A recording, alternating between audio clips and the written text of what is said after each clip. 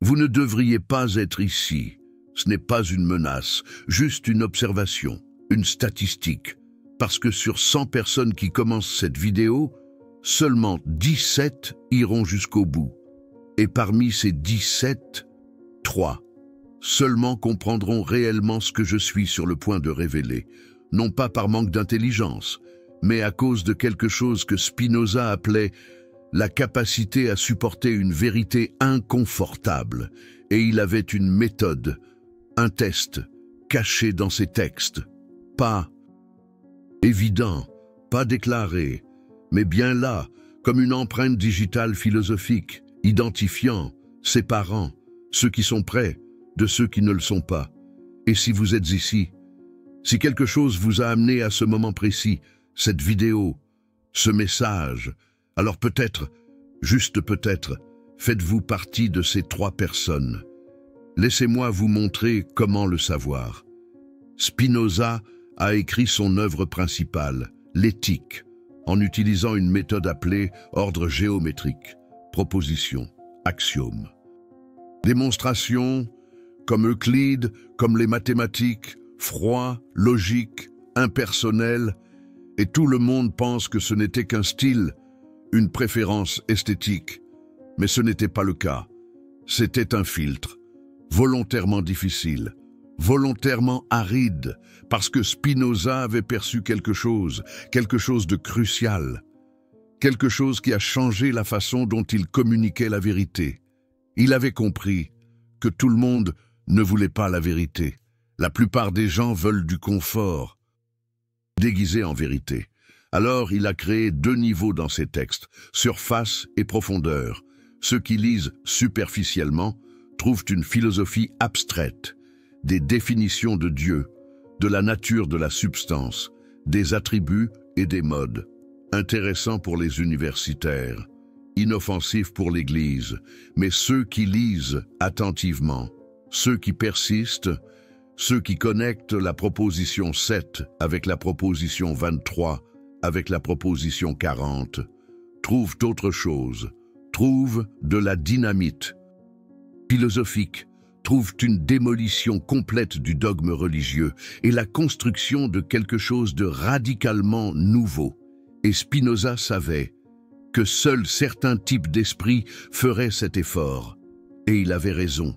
De son vivant, seule une poignée de personnes ont réellement compris ce qu'il faisait.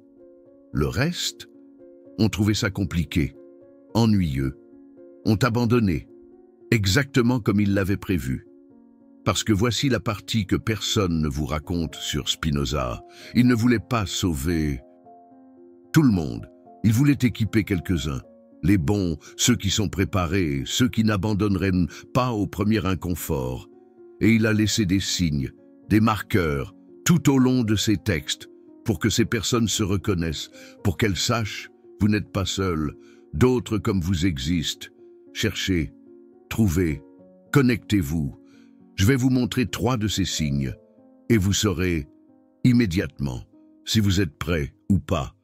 Premier signe, dans une lettre à Oldenburg, datée de novembre 1665, Spinoza écrit « La plupart des hommes sont incapables de distinguer entre imaginer et comprendre, et c'est pourquoi ils vivent dans un monde de fantômes qu'ils appellent la réalité. » Pause. Relisez. Imaginer versus comprendre. Imaginer, c'est créer des narrations confortables sur la façon dont les choses sont. Dieu comme figure paternelle, le bien et le mal comme force cosmique, le destin, le but, la justice universelle, des histoires qui ont un sens émotionnel. Mais, pas logique, comprendre, c'est voir les choses comme elles sont réellement, cause et effet, nécessité, déterminisme, sans but externe, sans jugement moral cosmique, juste, ceci mène à cela, toujours, inévitablement. Et la plupart des gens, lorsqu'ils sont confrontés à ce choix, choisissent d'imaginer, parce que comprendre fait mal, parce que comprendre enlève la sécurité, parce que comprendre signifie qu'il n'y a personne qui prend soin de vous, il n'y a pas de plan, il n'y a pas de filet de sécurité cosmique. Vous êtes seul dans un univers indifférent, et ça, c'est insupportable pour la plupart. Mais si vous êtes ici, que vous lisez encore, que vous écoutez encore, alors peut-être êtes-vous une exception. Peut-être préférez-vous la vérité inconfortable à la fantaisie réconfortante. Premier signe reconnu. Deuxième signe. Proposition 49 de l'éthique, partie 2. Spinoza écrit « Il n'y a dans l'esprit aucune volonté absolue ou libre, mais l'esprit est déterminé à vouloir ceci ou cela, par une cause qui est elle-même déterminée par une autre, et ainsi jusqu'à l'infini. » Relisez, pas de libre arbitre, tout est déterminé, jusqu'à l'infini. Cela signifie que vous n'avez pas choisi d'être ici. Vous n'avez pas choisi de vous intéresser à Spinoza. Vous n'avez pas choisi de remettre en question les dogmes. Une chaîne infinie de causes et d'effets vous a conduit à ce moment précis, à lire ceci, à traiter ceci, et votre réaction à cela, également déterminée, également inévitable. Et la plupart des gens rejettent cela immédiatement, parce que cela signifie que je ne suis pas spécial. Je n'ai pas le contrôle. Je ne suis qu'un résultat de processus qui me précèdent et continuent à travers moi, insupportable. Mais Spinoza dit, et si c'était libérateur, et si accepter que vous ne contrôlez rien vous libère de la culpabilité, du regret, de l'anxiété concernant le futur, parce que tout ce que vous faites, tout ce que vous pensez, tout ce que vous ressentez est exactement ce que vous deviez faire, penser, ressentir, étant donné les causes qui vous ont formé. Et là, la question n'est pas « comment puis-je contrôler ma vie ?»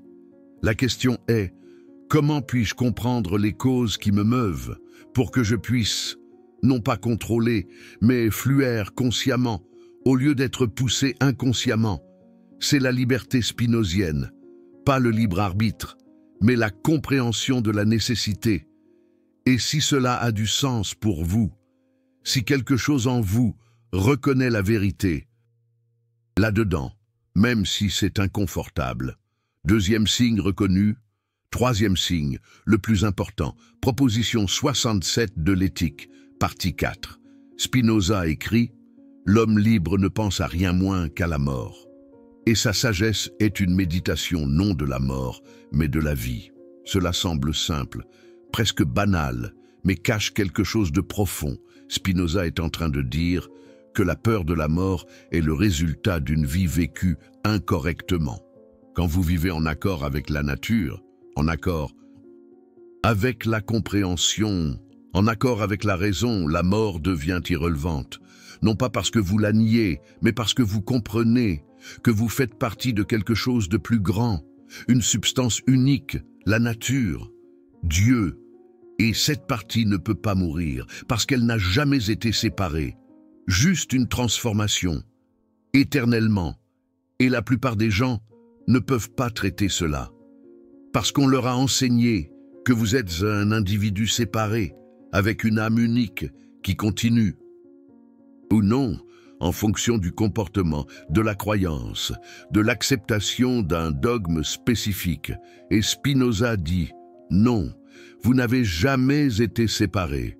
Vous avez toujours fait partie et vous ferez toujours partie. Seules les formes changent, l'essence demeure pour toujours. Et si vous sentez, pas seulement comprenez intellectuellement, mais sentez que c'est vrai, que quelque chose en vous l'a toujours su. » Troisième signe reconnu. Si les trois signes ont résonné, si vous n'avez pas rejeté, immédiatement, si quelque chose en vous a dit « oui, je reconnais cela », alors bienvenue. Vous êtes l'une des personnes que Spinoza cherchait. À travers les siècles, à travers les textes, à travers les filtres. Mais c'est là que ça devient intéressant, parce que ce n'est pas moi qui dis ça. Spinoza l'a laissé explicite dans une lettre que peu ont lue, que peu connaissent, mais qui révèle tout. Lettre 30. À Oldenburg, daté de septembre 1665, Spinoza répond à une question. Oldenburg avait demandé « Pourquoi écrivez-vous d'une manière si ardue, si complexe ? Pourquoi ne rendez-vous pas vos idées plus accessibles, plus simples à comprendre ?» Et Spinoza répond « Je vais traduire directement du latin, mot pour mot. Mon cher ami, vous me suggérez de rendre mes idées plus simples, plus faciles à avaler, pour toucher plus de gens. J'apprécie votre sollicitude, mais je dois refuser, pas par arrogance, mais par nécessité. Car certaines vérités, lorsqu'elles sont simplifiées à l'excès, deviennent des mensonges, et lorsqu'elles sont présentées sans préparation adéquate, elles causent plus de mal que l'ignorance elle-même. Imaginez une personne qui a vécu toute sa vie en croyant que Dieu la protège, qu'il y a un but à sa souffrance, qu'il y aura justice après la mort. Et soudain, quelqu'un lui dit « Il n'y a ni protection, ni but, ni justice, seulement cause et effet aveugle. » Cette personne ne sera pas libérée, elle sera détruite, parce qu'elle n'a pas les outils, pas la préparation, pas la structure mentale pour traiter cette vérité sans s'effondrer.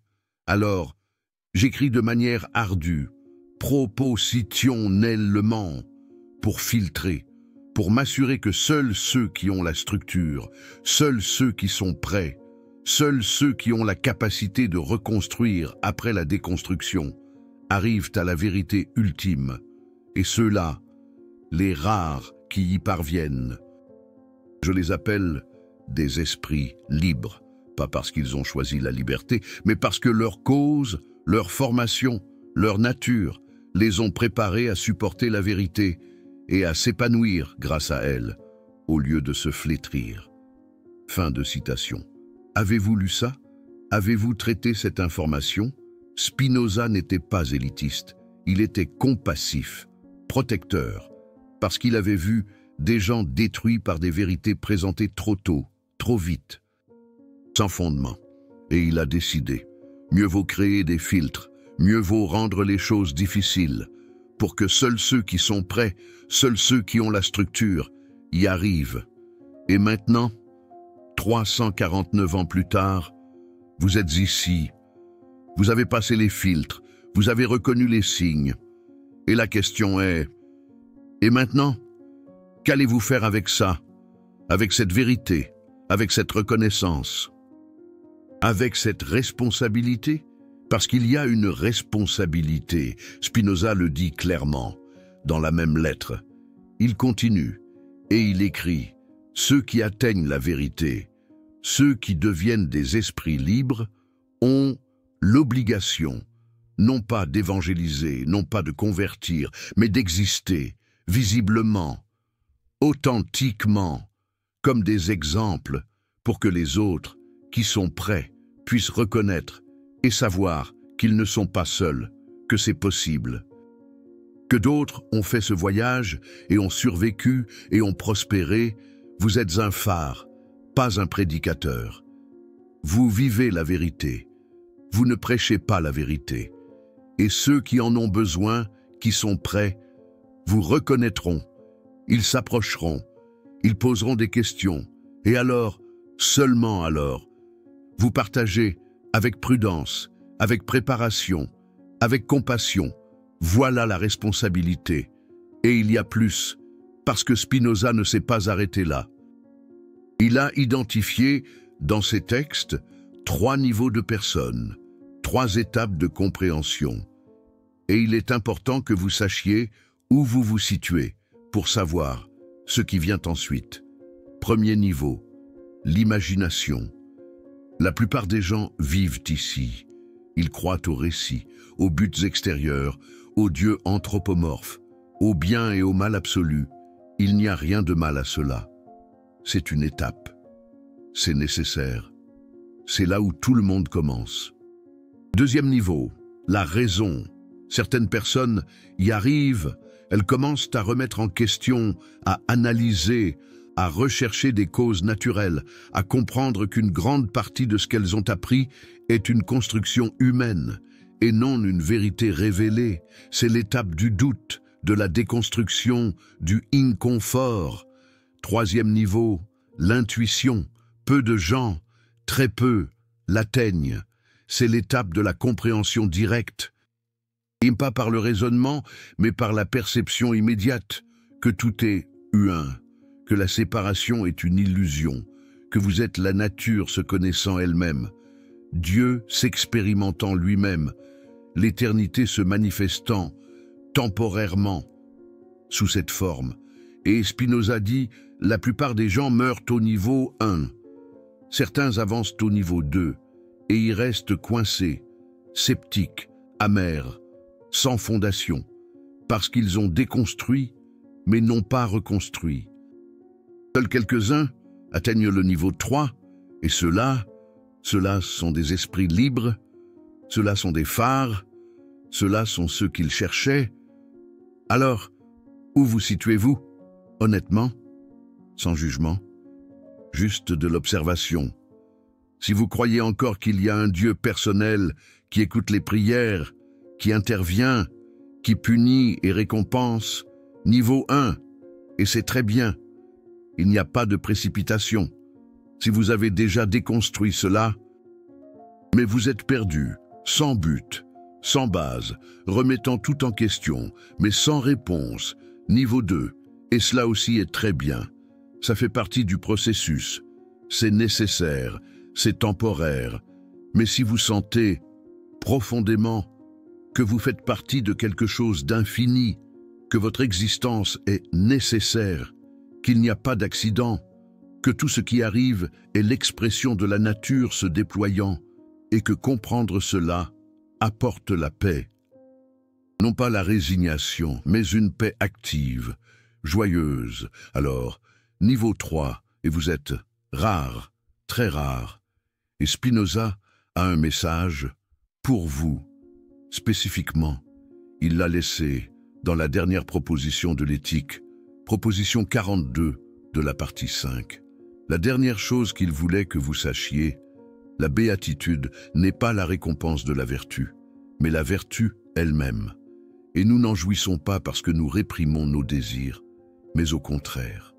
Parce que nous en jouissons, nous pouvons réprimer nos désirs. Traduction, le bonheur véritable, la paix véritable, la liberté véritable, ne sont pas le résultat d'un comportement correct, c'est le résultat d'une compréhension correcte. Et quand vous comprenez, votre comportement change, naturellement, sans effort, sans répression. Vous n'avez pas besoin de lutter contre les désirs destructeurs.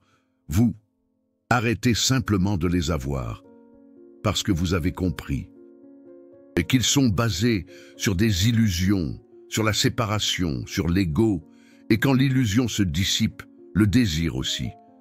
Et ce qui reste, c'est l'amour, mais pas l'amour romantique, pas l'amour conditionnel, l'amour intellectuel, l'amour de la compréhension, l'amour de reconnaître que tout, absolument tout, est la manifestation de la même substance, du même Dieu, de la même nature, et vous aimez, non pas parce que vous choisissez, mais parce que vous ne pouvez pas faire autrement. Quand vous comprenez vraiment, quand vous voyez vraiment, l'amour est inévitable, automatique, naturel. Et ça, c'est la béatitude, c'est la liberté. C'est ce que Spinoza offre à ceux qui sont prêts. Mais voici la partie que le Vatican ne veut pas que vous sachiez. Parce que si c'est vrai, si n'importe qui peut atteindre cet état, par la compréhension, par la raison, par l'effort personnel, alors, à quoi sert l'Église? À quoi sert un prêtre? À quoi sert un sacrement? À quoi sert une hiérarchie? Pas besoin. Et ça, c'est dangereux. Pour les institutions qui dépendent de l'intermédiation, du contrôle, d'être les portiers du divin. Spinoza n'a pas seulement déconstruit le dogme, il a rendu l'institution religieuse obsolète, inutile. Il a démocratisé l'accès au divin. N'importe qui peut, n'importe qui est prêt à faire le travail intérieur de compréhension. Et l'Église l'a perçu. immédiatement.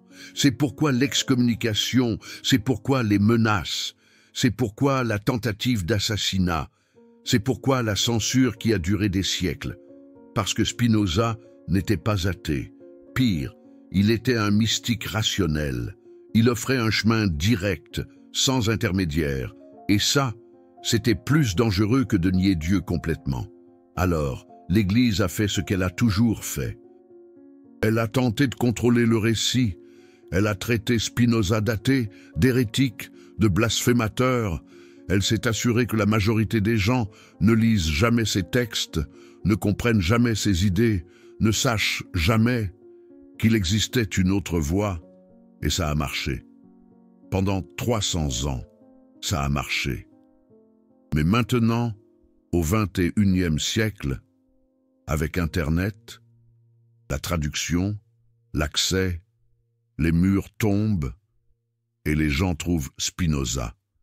Directement, sans filtre institutionnel, et ils reconnaissent qu'il avait raison. Et vous êtes ici, partie intégrante de cette vague, de ce réveil, de cette récupération de sagesse qu'ils ont tenté d'enterrer.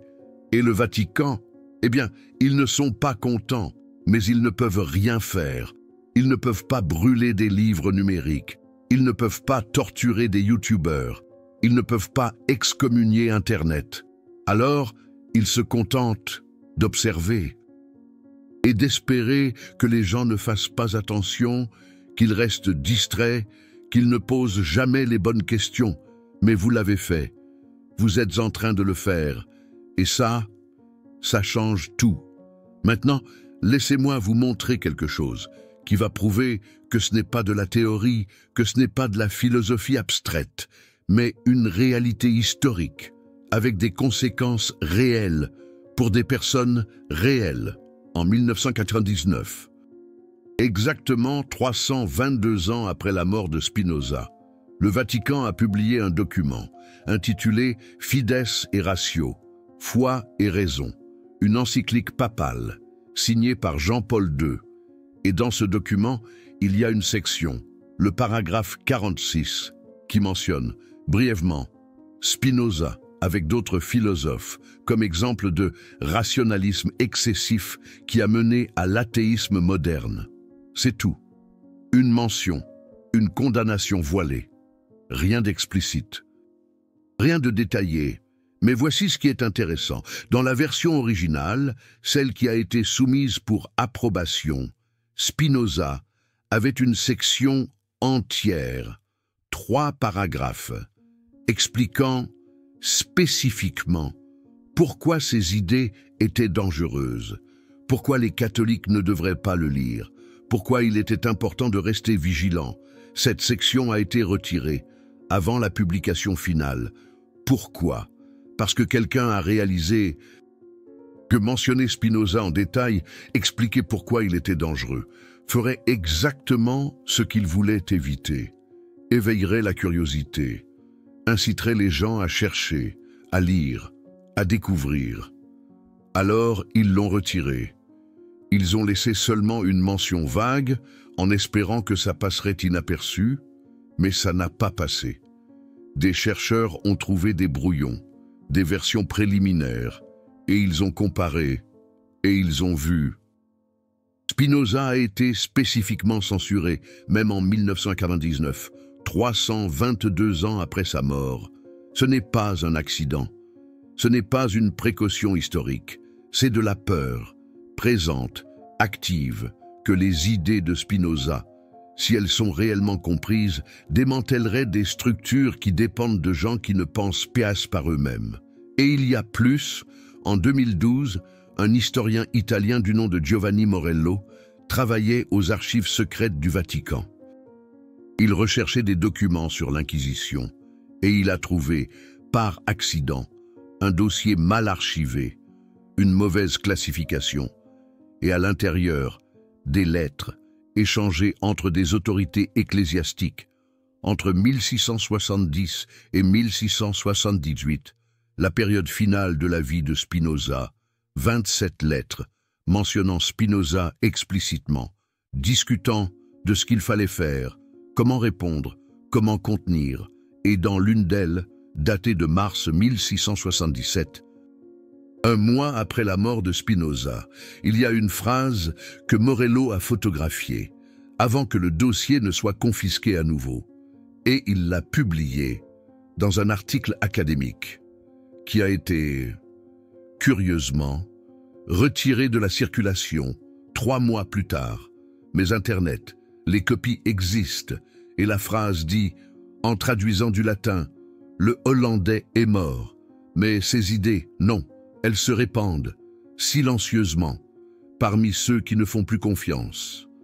Nous devons nous assurer que ces textes restent inaccessibles, que sa réputation soit ternie, que les générations futures le voient comme un fou, et non comme un prophète. Parce que si ces idées sont comprises, notre autorité prend fin. Relisez, notre autorité prend fin. Il savait. En 1677, ils savent en 2025 que Spinoza n'est pas juste un philosophe contestataire, c'est une menace existentielle pour toute institution qui dépend du contrôle de l'accès au divin. Et ça explique pourquoi aujourd'hui encore, dans les séminaires catholiques, Spinoza est mentionné seulement comme un avertissement, jamais comme une étude sérieuse. Pourquoi ces œuvres ne sont pas traduites en édition populaire par l'Église? Pourquoi il n'y a aucune tentative de dialogue, seulement éviter? Parce que dialoguer serait admettre qu'il y a quelque chose à dialoguer, qu'il y a du mérite, qu'il y a de la vérité. Et ça, ils ne peuvent pas le faire. Sans démanteler leur propre fondation, alors le silence, en espérant que les gens ne cherchent pas, ne trouvent pas, ne comprennent pas. Mais vous avez cherché, vous avez trouvé, et vous êtes en train de comprendre. Et laissez-moi vous raconter ce qui arrive aux gens qui arrivent jusqu'ici, qui comprennent vraiment, qui deviennent des esprits libres, parce que ce n'est pas de la théorie, c'est une transformation documentée avec des conséquences réelles. En 2007, une femme du nom de Sophie Dubois, professeure de théologie dans une université catholique, à Lyon, a rencontré Spinoza, à 42 ans, par hasard. Elle recherchait le contexte historique du XVIIe siècle. Pour un cours, elle a lu le traité théologico-politique par devoir professionnel, en espérant être en désaccord, en espérant réfuter, comme elle avait été formée, et elle n'a pas pu. Chaque argument, chaque évidence, chaque logique avait du sens, même contre sa volonté, même contre sa formation, même contre son identité professionnelle. Et elle a fait ce que Spinoza suggère. Elle a questionné, elle a investigué, elle a approfondi, elle a passé 3 ans à lire tout Spinoza, à croiser avec d'autres sources, à tester les arguments, à chercher des failles, et elle n'en a pas trouvé. Elle a trouvé seulement de la cohérence, profonde, implacable. Et en 2010, elle a publié un article dans un journal académique respecté, titre « Repenser Dieu à travers Spinoza, le parcours d'une théologienne catholique ». Dans l'article, elle admet publiquement que la vision traditionnelle de Dieu, comme un être personnel, qui intervient, qui juge, ne se soutient pas logiquement, historiquement, philosophiquement, et que Spinoza offre une alternative, plus cohérente, plus profonde, plus libératrice. L'article a causé un tremblement de terre. Dans la communauté académique catholique, elle a été convoquée pour des réunions avec ses supérieurs, avec des évêques. Elle a été mise sous pression pour se rétracter, pour modifier, pour adoucir. Elle a refusé. Elle a dit, dans une interview ultérieure que j'ai publiée en ligne, « J'ai passé 20 ans à enseigner une version de Dieu qui n'a aucun sens, à des étudiants qui méritaient la vérité. Je ne peux plus. Spinoza m'a libéré. Et je ne retournerai pas en prison, même si elle est confortable. Elle a été licenciée 3 mois plus tard. Elle a perdu son poste. ses avantages, la communauté académique qui était sa vie. Et quand on lui a demandé si elle regrettait, elle a dit « Absolument pas. Pour la première fois en 40 ans, je vis avec intégrité. Et ça vaut plus que n'importe quel poste. » Aujourd'hui, en 2025, Sophie Dubois enseigne la philosophie en ligne, indépendante. À des milliers d'étudiants dans le monde entier, elle gagne moins, elle a moins de statut, mais elle dit, et je cite de son interview de 2023, « Je n'ai jamais été aussi heureuse, je n'ai jamais été aussi libre. » Spinoza avait raison. La liberté, c'est la compréhension de la nécessité, et une fois que vous comprenez, vous ne pouvez plus revenir en arrière, même si vous le vouliez. C'est l'histoire d'un esprit libre, contemporaine, documentée, réelle. Et il y a plus, parce que Sarah n'est pas une exception, c'est la norme. Quand vous comprenez vraiment Spinoza, quelque chose change, irréversiblement, et vous ne pouvez plus vivre de manière inauthentique. En 2015, un prêtre nommé Antoine Dubois, d'une paroisse à Lyon, a découvert Spinoza à 51 ans, similaire à Sarah, par obligation académique, et il a vécu la même expérience, reconnaissance, pas accord, reconnaissance, d'une vérité qu'il a toujours connue. Mais sans les mots, et pendant 2 ans, il a continué, comme prêtre, mais intérieurement, transformé, célébrant des messes, sachant qu'il ne croyait pas à la version officielle, se sentant imposteur, divisé, jusqu'en 2017, quand il a publié une lettre ouverte à sa paroisse, expliquant qu'il ne pouvait plus représenter une théologie à laquelle il ne croyait pas, qu'il avait découvert, à travers Spinoza et d'autres, une compréhension de Dieu, plus profonde, plus universelle, incompatible avec le dogme officiel. Et il a fait quelque chose d'extraordinaire. Il a offert de continuer comme leader communautaire, sans le titre de prêtre, sans sacrement, juste comme facilitateur, d'une quête spirituelle honnête, basée sur la raison, sur les preuves, sur l'expérience directe. La paroisse s'est divisée, la moitié a soutenu, la moitié a rejeté, l'Église catholique, évidemment, l'a défroqué, l'a retiré, l'a condamné et espérait qu'il disparaîtrait silencieusement, comme d'autres qui avaient abandonné. Mais non, Antoine a fondé une communauté laïque spinoziste à Lyon, esprit ouvert, qui se réunit chaque semaine pour étudier la philosophie, pratiquer la méditation spinozienne, se soutenir mutuellement dans le voyage de la compréhension. Et ça a grandi de 12 personnes en 2017 à 400 en 2025. Des personnes de tous les horizons, d'anciens catholiques, d'anciens protestants, des athées, des agnostiques, des chercheurs, unis, non pas par une croyance partagée, mais par un engagement partagé envers la vérité, envers la raison, envers la liberté. Et Antoine dit, dans une interview de 2024, quelque chose qui donne la chair de poule. Quand j'étais prêtre, je servais une institution. Maintenant, je sers la vérité. Et ça, c'est la vraie vocation. Pour la première fois, je sens que je fais ce que je devrais faire, ce que j'aurais toujours dû faire. Ce sont des histoires de personnes réelles qui ont rencontré Spinoza, ont reconnu la vérité et ont payé le prix. Et ils disent unanimement que ça en valait la peine.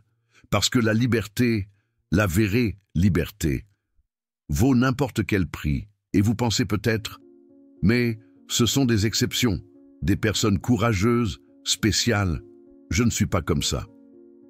Spinoza dirait, vous n'avez pas besoin d'être prêtre, vous n'avez pas besoin d'être un universitaire, vous n'avez pas besoin de faire des changements dramatiques, vous avez juste besoin d'être honnête avec vous-même sur ce que vous croyez vraiment par rapport à ce qu'on vous a dit de croire et de vivre à partir de cette honnêteté, même si c'est discrètement, même si c'est silencieusement, même si c'est seulement dans l'intimité de votre propre esprit, parce que la transformation n'est pas toujours externe, parfois, et plus important, elle est interne, invisible pour les autres, mais révolutionnaire pour vous.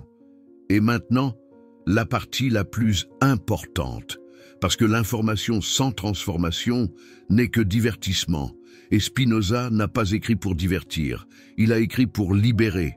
Alors comment devient-on l'un des esprits libres que Spinoza recherchait, pas seulement intellectuellement, mais viscéralement? Comment vivez-vous cela? Spinoza offre un chemin. Il l'appelle la connaissance intuitive, le troisième genre de connaissance, et ça fonctionne comme ça. Première étape, arrêtez de croire au récit sur vous-même. Vous n'êtes pas un pécheur, un vertueux, un élu, un condamné, spécial, commun. Ce sont toutes des constructions, des histoires que quelqu'un vous a racontées et que vous avez acceptées sans remettre en question. Commencez à vous demander « Qui serais-je si personne ne m'avait dit ?» Qui je devrais être? Quel désir aurais-je s'il n'était pas planté par la publicité, par la culture, par la religion? Qu'est-ce que je veux vraiment par rapport à ce qu'on m'a appris à vouloir? C'est une déconstruction. C'est douloureux, c'est nécessaire, c'est temporaire. Deuxième étape, observez vos réactions sans jugement. Quand quelque chose vous irrite, ne demandez pas « Pourquoi cette personne est-elle irritante ?» Demandez « Pourquoi est-ce que je m'irrite? Quelle croyance mienne est remise en question? Quelle attente n'est pas satisfaite? Quelle illusion est menacée? » Parce que l'irritation, la colère, la peur ne sont pas causées par des choses externes. Elles sont causées par des croyances internes sur la façon dont les choses devraient être et quand la réalité ne correspond pas. Souffrance. Mais si vous questionnez la croyance, au lieu de blâmer la réalité, la souffrance diminue, éventuellement disparaît. Troisième étape, connectez-vous avec la nature, avec le cosmos, avec quelque chose de plus grand, pas à travers un rituel, pas à travers une église, mais à travers la compréhension. Sortez, regardez les étoiles, réalisez, vous êtes fait de la même matière. Vous êtes littéralement une étoile, consciente, l'univers, s'expérimentant lui-même, pas métaphoriquement, littéralement. Chaque atome en vous a été forgé au cœur d'une étoile, il y a des milliards d'années, et sera ici, sous d'autres formes, après votre mort, éternellement, transformant, ne détruisant jamais. Quand vous comprenez vraiment ça, pas seulement intellectuellement, mais viscéralement, la peur de la mort se dissout, parce que la mort n'est pas une fin, c'est une transformation.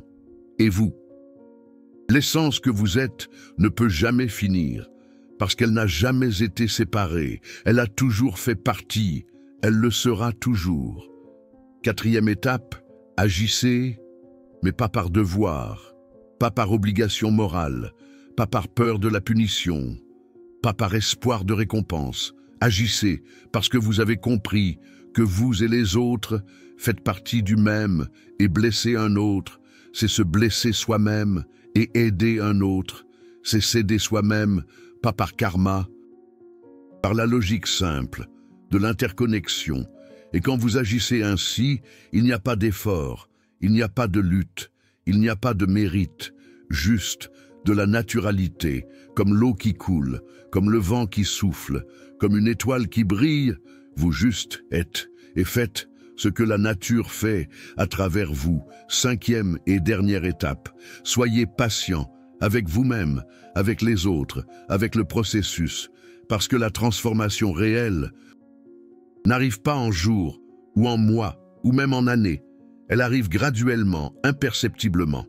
Et alors, un jour, vous regardez en arrière et vous réalisez que vous n'êtes plus qui vous étiez, que quelque chose de fondamental a changé et ne peut pas être défait. Et c'est ça la liberté, irréversible. permanente, réelle. Et maintenant, avant de continuer, je veux vous raconter quelque chose. Vous venez de passer quelques minutes, peut-être plus, à explorer des idées qui ont coûté à Spinoza tout, sa communauté, sa famille, presque sa vie. Ces idées ont été enterrées, censurées, déformées pendant 300 ans, parce qu'elles défient les fondations des structures de pouvoir qui existent encore et résistent encore. Le Super Thanks juste en dessous n'est pas qu'un soutien, c'est un acte de résistance. Quand vous cliquez, vous dites « ces idées méritent d'exister ». Les vérités méritent d'être partagées et je suis prêt à investir pour garantir qu'elles restent accessibles pour la prochaine personne qui est à la recherche, qui est prête. Que vous deviez savoir que vous n'êtes pas seul. Chaque vidéo comme celle-ci exige des heures de recherche, de lecture de manuscrits, de vérification des sources, de connexion de points qui sont éparpillés à travers les siècles, à travers les langues, à travers des archives restreintes. Ce n'est pas une opinion, c'est de l'archéologie philosophique et c'est un travail dédié, minutieux, important. Quand vous soutenez, vous rejoignez la lignée de personnes qui, au fil de l'histoire, ont protégé le savoir, durant des temps sombres, ont copié des manuscrits, ont caché des livres, ont tout risqué pour que la vérité ne se perde pas. Vous faites partie de cela, de ce courant qui traverse les siècles et qui continue à travers vous. Alors, si cette vidéo vous a touché, si vous avez reconnu les signes, si vous sentez que vous êtes prêt à être un esprit libre, le Super Thanks est votre façon de dire « Oui, je comprends, j'accepte, je me joins à vous ». Et cela a un poids qui va au-delà des chiffres. C'est une affirmation, c'est un engagement, c'est un choix. Et maintenant, transformation finale.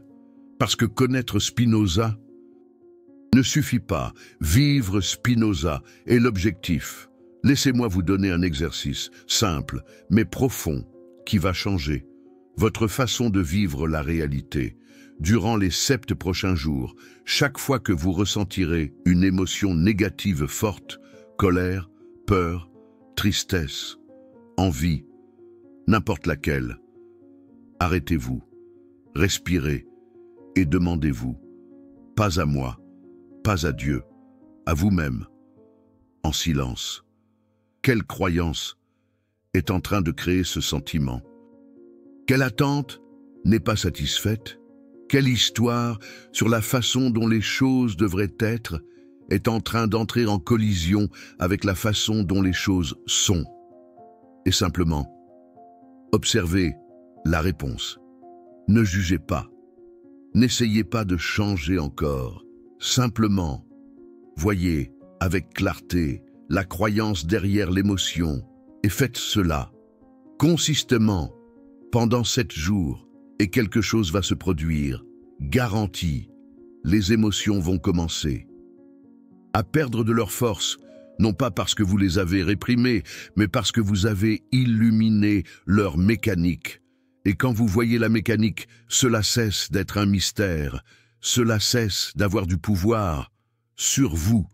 Et à la fin des 7 jours, vous allez réaliser que vous avez plus d'espace entre le stimulus et la réponse, que vous pouvez choisir, non pas automatiquement, mais consciemment, comment répondre. Et c'est ça, la liberté pratique. La liberté spinozienne qui fonctionne en temps réel dans votre vie. Et quand vous expérimenterez cela, quand vous sentirez cette liberté, même que pour un moment, vous allez comprendre pourquoi Spinoza a dédié une vie entière à cette quête. Parce que ce n'est pas une abstraction, c'est une transformation réelle, tangible, libératrice. Et vous allez en vouloir plus, et vous allez chercher, et vous allez trouver, et vous allez devenir un des esprits libres que Spinoza recherchait à travers les siècles, et qui est arrivé jusqu'à vous. Alors, revenons-en à la question originale. Vous ne devriez pas être ici, statistiquement, mais vous l'êtes. Et ce n'est pas une coïncidence, c'est la culmination de causes qui vous ont mené exactement jusqu'ici. Et maintenant, vous avez un choix, pas libre, mais réel. Vous pouvez fermer cette vidéo, retourner à votre vie normale et oublier, ou vous pouvez accepter l'invitation, faire le travail et devenir ce que vous avez toujours été, un esprit libre, attendant d'être reconnu. Spinoza attend, depuis 300 ans, patiemment, sachant que, éventuellement, quelqu'un comme vous arriverait et comprendrait et continuerait la quête qu'il a commencée et qui ne se termine pas, parce que la vérité ne se termine jamais. Elle se révèle simplement, graduellement, éternellement à celui ou celle qui est prêt. Et vous l'êtes, je le sais, parce que vous êtes arrivé jusqu'ici, parce que quelque chose en vous a reconnu, parce que les signaux ont résonné, parce que vous êtes exactement la personne que Spinoza recherchait. Bienvenue, esprit libre. Bienvenue. Maintenant, commentez ici en bas. Avez-vous senti que cette vidéo vous a trouvé ou que vous l'avez trouvée? Écrivez élu-e si vous avez reconnu les 3 signes. Et dites-nous, à quel niveau êtes-vous? Imagination, raison ou intuition? Soyez honnête, sans jugement. C'est juste pour savoir combien nous sommes ici.